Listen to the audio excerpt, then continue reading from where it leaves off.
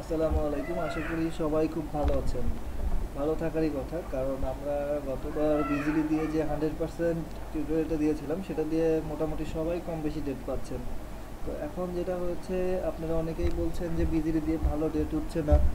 তো তাদের জন্য এই টিউটোরিয়ালটা, তারা টেম্পোরারি দিয়ে কীভাবে কাজ করবেন সেটা দেখাবো আমরা।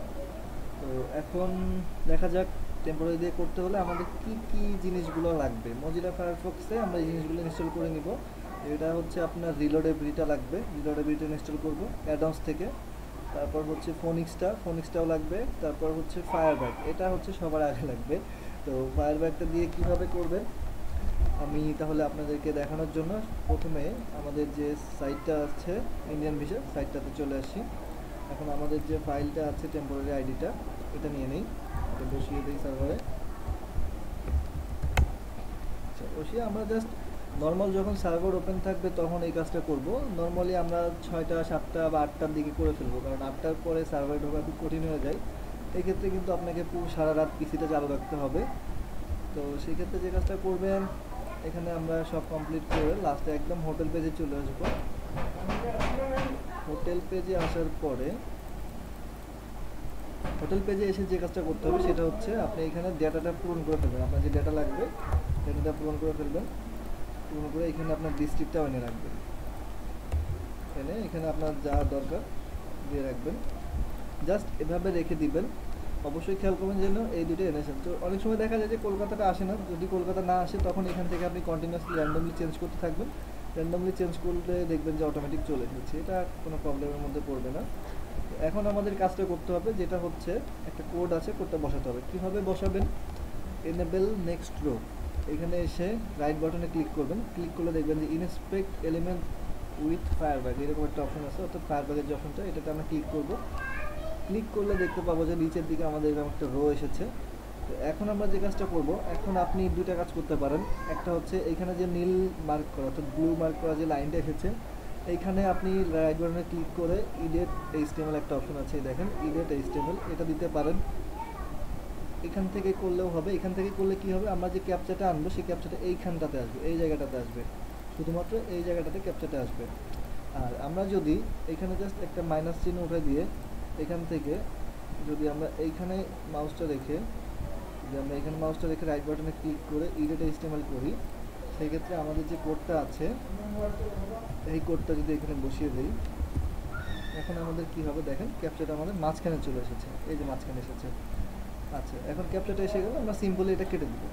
ওকে, এখন সিম্পলি কেটে দেওয়ার পরে আমরা যে কাজটা করবো সেটা হচ্ছে অটো রিলোড, এই অপশনটা চালু করে দিব। তাহলে দেখবেন কি হবে, ক্যাপচাটা রিলোড হতে থাকবে, অর্থাৎ আপনার পেজের যে শেষ সেশনটা আছে সেশনটা যাবে না, সেশনটা থাকবে। সকালবেলা জাস্ট কি করতে হবে তাহলে, শুধুমাত্র আমরা স্টপ রিলোড অপশনটাতে ক্লিক করব। ক্লিক করলে রিলোড অপশনটা স্টপ হয়ে গেল। এখন আমাদের যে ক্যাপচাটা আছে, ক্যাপচাটা চেঞ্জ হবে, আপনি কি করবেন তারপর নিজে ম্যানুয়ালি একটাবার চেঞ্জ করে নেবেন, কারণ এটা অনেক সময় দেখা গেল একটা রিলোড থাকলে এটা ক্যাপচাটা ইনভ্যালিড দেখাবে। দেখেন আমি চেঞ্জ করছি, এখন কিন্তু আরেকটা চলে আসছে, দেখেন আমি চেঞ্জ করলাম, দেখেন দুইটা চেঞ্জ হচ্ছে একবারে। ঠিক আছে, তো আপনি এই জন্য দুইবার দরকার হলে আপনি স্টপ রিলোডে দিবেন, আর একবার দিলেন, দেখেন এইবার কিন্তু পারফেক্টলি এসেছে। এখন আপনি ক্যাপচা করতে দেন 55D2D2। ওকে, এখন কন্টিনিউতে ক্লিক করলে আমাদের ডেটার পেজে চলে আসলো। জাভাস্ক্রিপ্টটা অফ করে অবশ্যই করবেন সকালে যখন করবেন। এখন তো আমি জাভাস্ক্রিপ্ট অফ করার প্রয়োজন নেই, অবশ্যই এই জাভাস্ক্রিপ্টটা অফ করে করবেন। তো যেটা হচ্ছে, আমি জাভাস্ক্রিপ্ট অফ করার এটা লিখি নাই, আমি আপনাদেরকে লিখে দিই জাভাস্ক্রিপ্ট কীভাবে অফ করবেন। যে জেএস সুইচ, এই অ্যাডভান্সটা লাগবে আপনাদের, এই অ্যাডভান্সটা কাইন্ডলি আপনারা ইনস্টল করে নেবেন। ওকে, এখন আমাদের কাজ হচ্ছে ফোনিক্সের কাজ। ফোনিক্স থেকে আমরা জাস্ট টুলসে আসবো, টুলসে এসে ফোনিক্স এডিটরে আসবো, এসে এইচটিএমএল ক্লিক করে জেনারেট সোর্সে এসে এখান থেকে আমরা নিচে নেমে আসবো। নিচে নেমে এসে আমরা দেখেন লাস্টে আমাদের খেয়াল করতে হবে, একদম লাস্টে যে সবুজ মার্কগুলো আছে তার উপরে একটা টিআর ট্যাগ আছে, যে টিআর ট্যাগ, এই উপরের যে ব্যাকস্ল্যাশ দিয়ে যে টিআর ট্যাগটা আছে এখান থেকে উপরের এইটাই টিআর পর্যন্ত। অর্থাৎ আপনাদের সবচেয়ে বেটার হবে আপনারা একবার প্রথম যখন করবেন করার সময় নাম্বারটা দেখে নেবেন। যেমন এখানে আমরা 70 দেখতেছি, 70 থেকে আমার 93 এই পর্যন্ত করব।